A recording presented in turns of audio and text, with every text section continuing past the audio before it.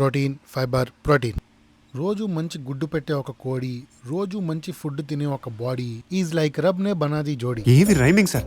ప్రకాశం ఏంటినా? బ్రష్ని handle చేసినప్పుడు చాలా సున్నితంగా హ్యాండిల్ చేయాలి. ఎందుకంటే ఆల్రెడీ మనం దాంట్లో కట్ మార్క్స్ పెట్టాం మసాలా బాగా దూరాలని. అలా అని చెప్పి దాన్ని మ్యారినేట్ చేసినప్పుడు ఎలా పడితే అలా పిసికి కలిపి పిండిలా చేయకూడదు. Because it's a breast, handle with care.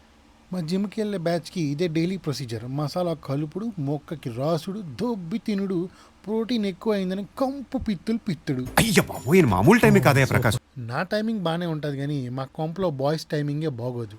ఆపుకోలేక వరుసగా 2-3 రోజులు చికెన్ వండేస్తారు.